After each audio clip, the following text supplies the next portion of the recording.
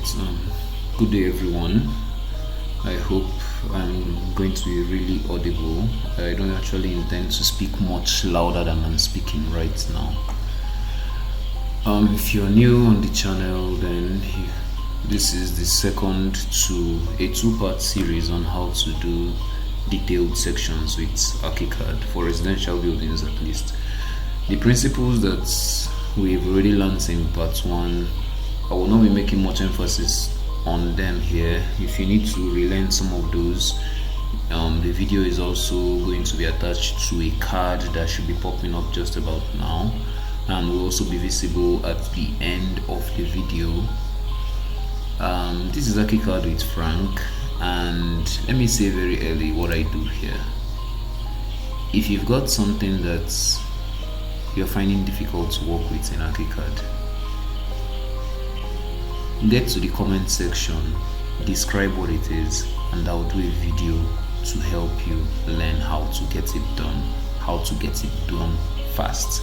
If it's a technical problem or a glitch, I would also help to the best of my abilities. I think just about everything that people have asked about are things I've experienced so far. If you want to take it a step further and you want to improve your journey in Archicad, you want to get better, then look at the description of this video. There is a link to a WhatsApp group.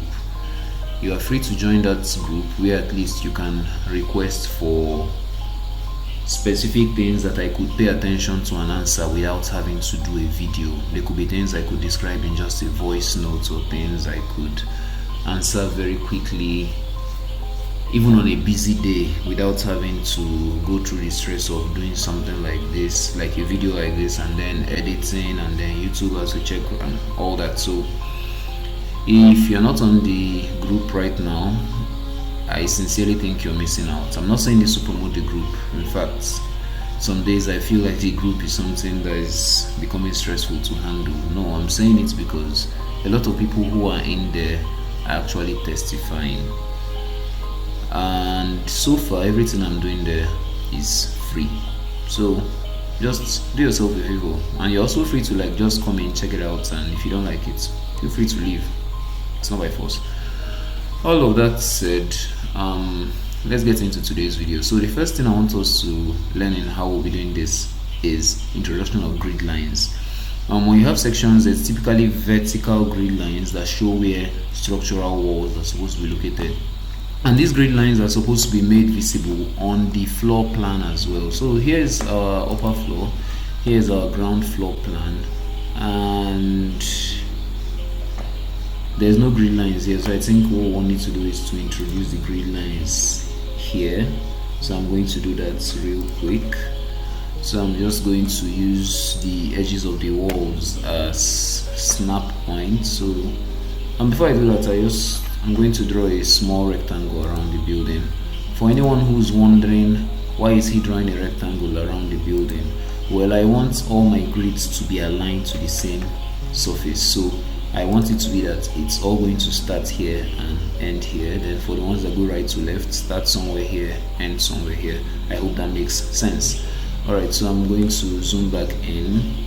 I am clicking Q to make this a snap point so that it generates this blue line that is following the cursor that you can see here. So observe also the shape of the cursor. Right now the cursor looks like a plus sign. If I am moving along the guideline, it looks like a section of a scale rule, a tripod of some sort, like it has 3 sides.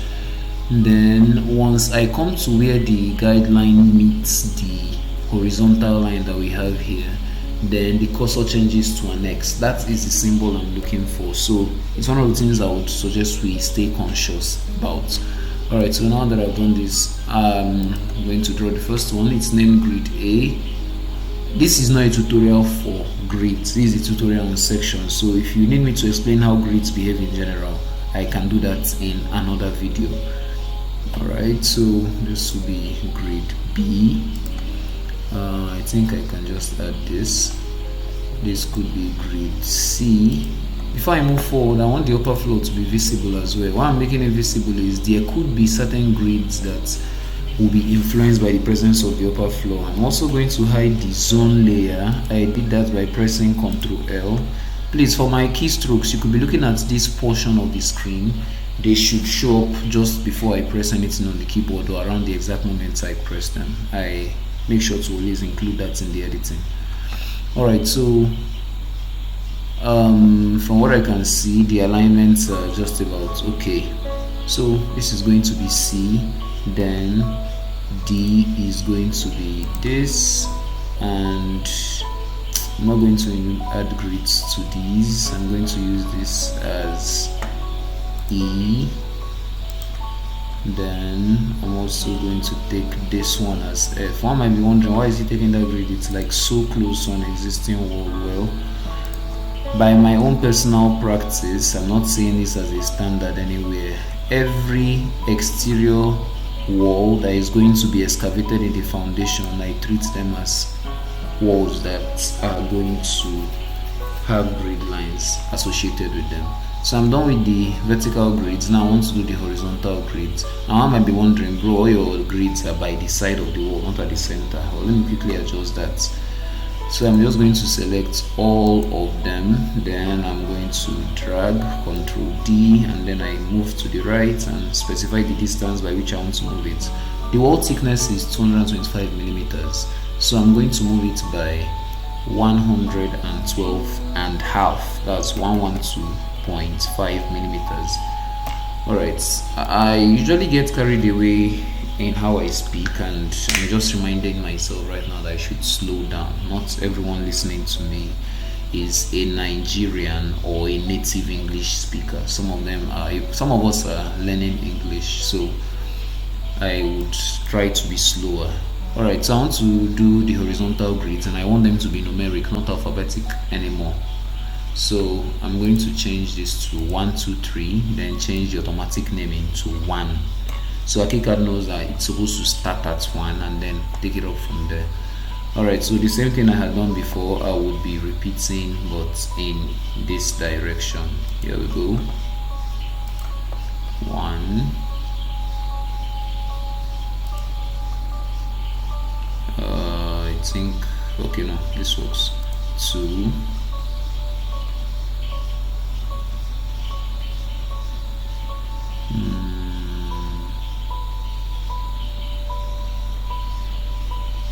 It's a bit confusing which one to choose. 3.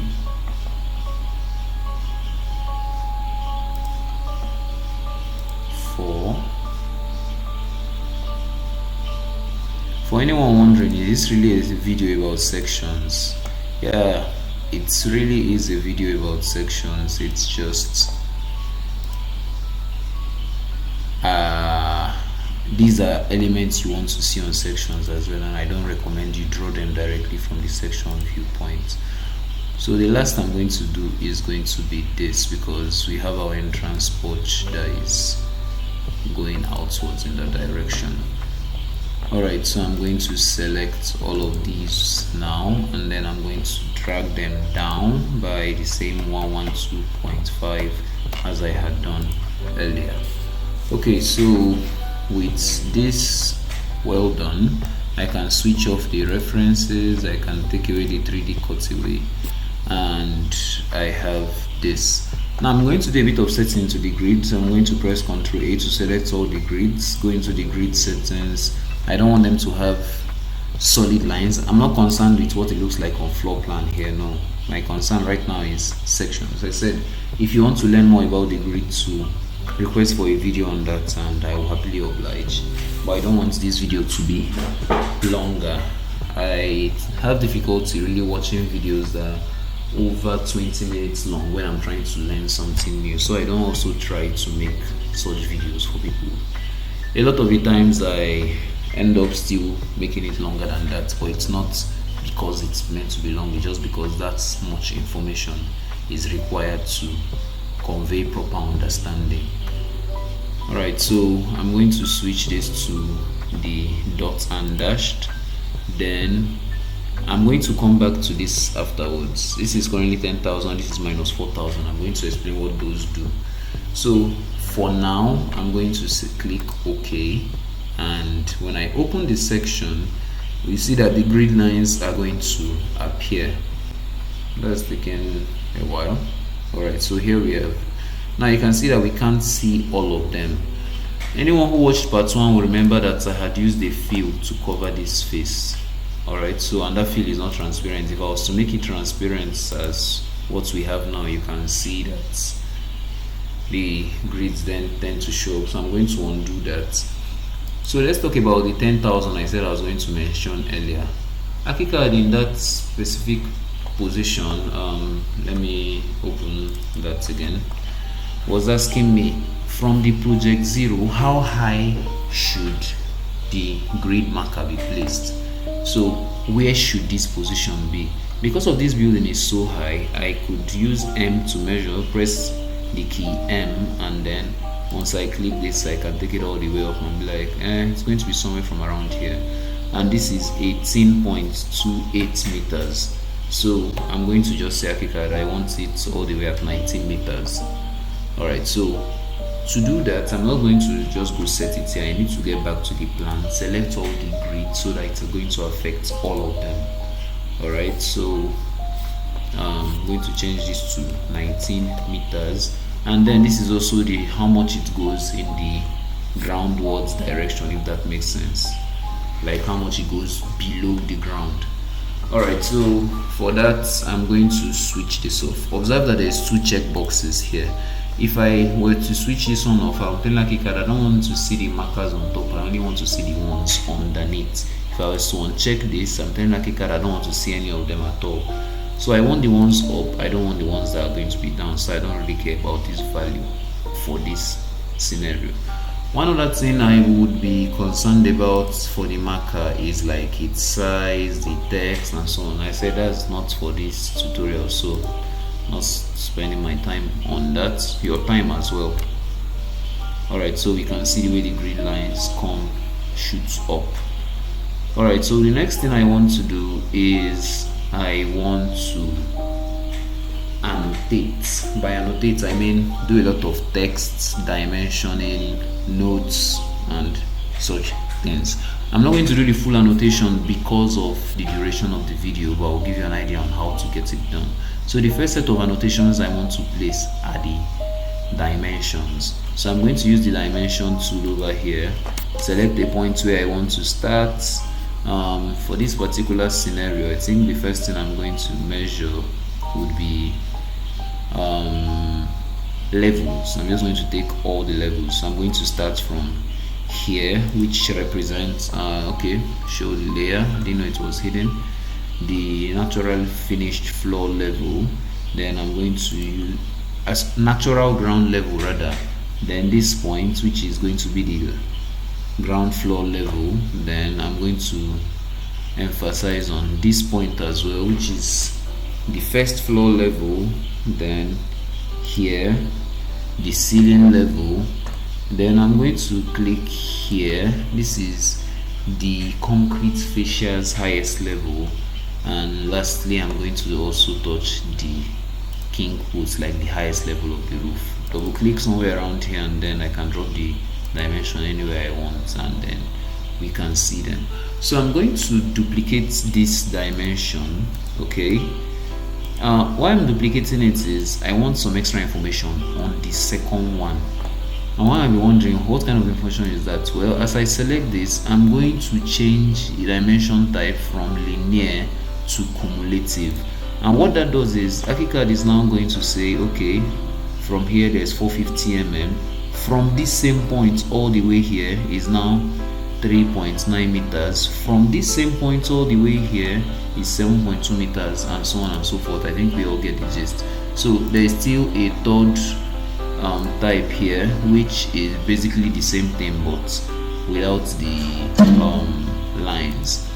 Alright, so I'm not going to overcomplicate things. I'm going to leave it like this. So you could take your time and decide to measure a whole lot of other things as pertains to the drawing that you might be doing at any point.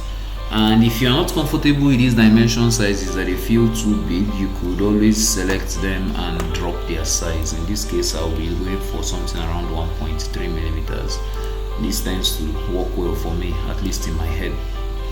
Alright, so I'm going to show at least the height of this, and then I have something like this. The height of the headroom over here indicated, the height of the landing at this point to the ground indicated, the height between here to the headroom indicated, the height between, and observe that I'm taking a lot of heights in section. That's because length can also be viewed properly on the floor plan. Alright, so when we do sections, a lot of the times we also want to attach details. I'm not even done annotating, so before I get to details, let's bring in text. Now, when you see positional text or zonal text, I don't know what proper name you might be familiar with for it. It's to imply that this portion of the section is at this region in the house, if that makes a lot of sense. Alright, so here, based on the furniture I can see and based on where the section line actually cuts through, there's no section line here. Okay, there is S01, so you can see that it cuts through the lounge, a bit of the bar, a bit of the staircase area as well. So I'm going to come over here where we have the lounge. Alright, so I'm just going to double click right here and type lounge. Okay, so I could raise the text to somewhere that it doesn't really disturb a lot of things, or I could just give it some opacity. By opacity I mean like make the background to override anything behind it, something like this. Okay, so we have a lounge there, so I'm going to set the opacity as default for the others. We have a smaller lounge on the upper floor here, which in this case was tagged the family lounge. Alright, so here of course is the stair hall. Alright, over here is the bar, and you could come over here and be like front of building. It's never a crime to do something like this. I didn't see an L, front of building, and I could come over here and be like rear of building, and that gives whoever is looking at it a sense of okay, because not everyone is a sense of direction. Not everyone is an architect like myself or yourself.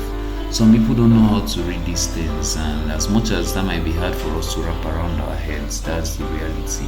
And our goal when we do drafting and design like this is to create clarity, not obscurity. We're not trying to make things harder to understand, we're trying to make it easier to understand. Alright, so after doing these annotations here, another thing that we would want to do is callouts, and for that you can use the Archicad detail tool or the worksheet tool.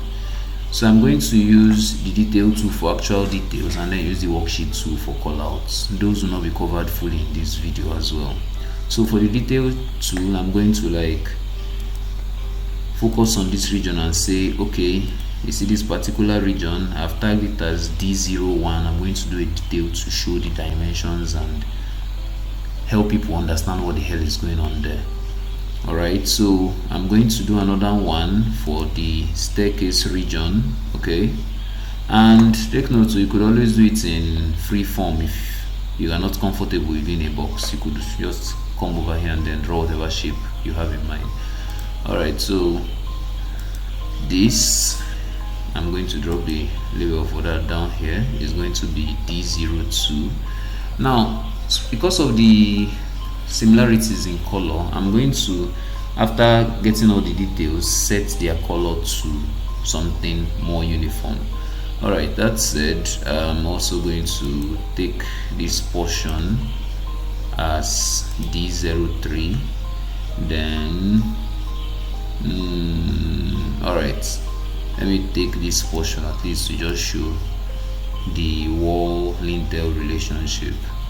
Alright, so now this is D04. So I'm going to press Ctrl A to select all the details, then open the detail settings, and for their uniform marker pen I'm going to use red. I actually want something that's going to stand out, and yeah, that seems to be working for me. I mentioned in the previous video as well that I switched off the CAD image layer, so I'm going to bring it back in. Or before I do that, let me just do some annotation. So when I say annotation now, I mean instructional write-up. So in this case, I'm going to come over here and give certain specifications for the roof. I could start by saying, okay, this is going to be a 0.55 mm stone coated, or let's not use stone coated, let's go long span aluminium roofing sheet. Okay, so that's going to be the sheet.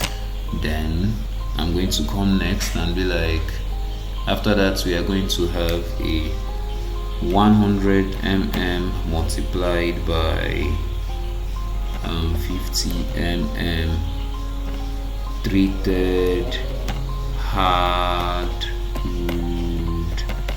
rafters. Okay, and after that I could go in again and say 75 mm by 50 mm treated hardwood struts at 1200 mm C to C. Now what C to C means in this case is center to center. I could just type that in full. Alright, so I could just keep on expanding this list. Let me increase the font size so it's more visible. I could just keep on expanding this list, and when I think I have something satisfactory, I want to give them spacing. Then I was going to reduce this. I didn't check my cursor. Alright, so just probably come drop them somewhere here, and that's this piece of information somewhere here, and I could just draw a line and attach it here so that anyone who is looking at it knows that okay, this is information regarding the roof. And then I could come down here and give similar information regarding the foundation, at least for what I might have in mind or what I would have been advised by the structural engineer. Alright, so another thing I want to label on section here are door and windows. So that's not going to be really stressful to do. I'm going to click on the label tool, double click on it as a matter of fact, and I'm going to change the label type to this CIID tools. If you don't have this and this is what you have, you don't need to panic. All you just need to do is come over sorry, I had clicked on those by mistake. Come over to this pointer area and switch off the pointer and say, Archicad, don't worry, I don't need a pointer. And always make sure you anchor this thing to the center. Alright, so come to the text label and then leave this the way they are and say okay. You want to reduce the size as well to about 1 millimeter. For the color to stand out, I think I'll go with something purple-ish. It's not like I'm trying to make it colorful. No, I want different colors to indicate different kinds of elements, so it's not hard to look around and trying to figure out what someone has done. So I'm going to use the arrow tool and select the items I want to label, doors and windows to be specific. This. Is there anyone else? If there was, just add them in yours. Alright, so I'm now going to go to documents, go into what's it called then again, annotation, and then I'm going to click label selected elements, and what happens is it just labels them with their ID. D00008, this is CWD001, that's the corner window 01, then this is window 09, window 08, and so on and so forth. Alright, so now the level markers, this one we have that starts around here and gets to the other end. A lot of the time you realize that when you convert to PDF you don't see them, they don't show up, and that's because there's something you're overlooking. Now I just open the section settings, and I'm going to go into the marker, story levels, and I'm going to change it from display only to display and output. Now I am guaranteed that it's going to print with the rest of my work. Alright, so I'm going to change the line type to let's see, I'm going to change it to the hidden line. Then I'm also going to give it a uniform color. In this case I'm going to go with something neutral, something relatable with on the plan. I'm going with this navy blue right here. Alright, so in the story levels, text style, I'm going to leave these in their default. You're free to change them to whatever font you're already comfortable with. For the marker size, I'm going to reduce it to about 2.5 millimeters. I don't need it to be so big. Then for the story level, symbol and text, I'm really feeling sleepy. I'm going to click on show marker head, and that's where marker head will show up. And by the way, if you want to be previewing this while you're doing it, then click on story levels while you are doing this. If you have a HD screen, you should be seeing a preview of what you are doing right here. So if I switch off the show marker head, you see it goes. If I switch it back on, it comes back. I could select any fill I want for that over here, but I'm going to just stick to only the 2D representation and change the marker pen from here to the same navy blue I had implied that I wanted to use everywhere earlier.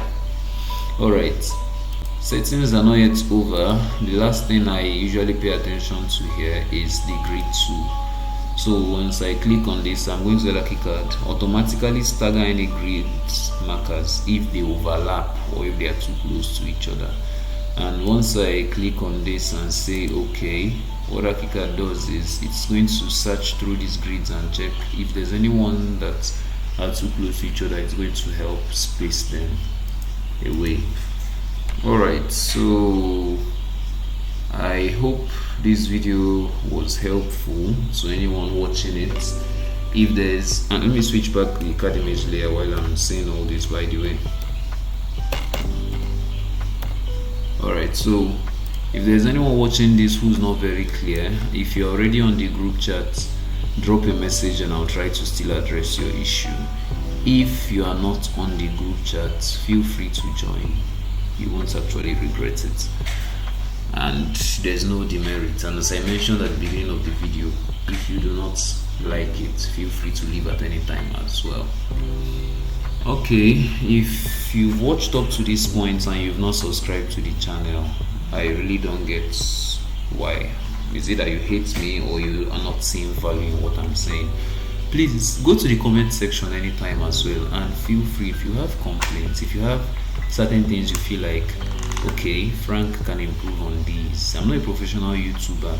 I started this not so long ago, and I didn't do it for the sake of YouTube. I just did it because a lot of people were requesting for help on how to do this, how to do that, and there are things I've explained like 49 times, and I just feel like, okay, if someone asks for this, he can go learn it over there because I've explained it properly in that space. Okay, so all of that said, I look forward to seeing you in the next one. Goodbye for now.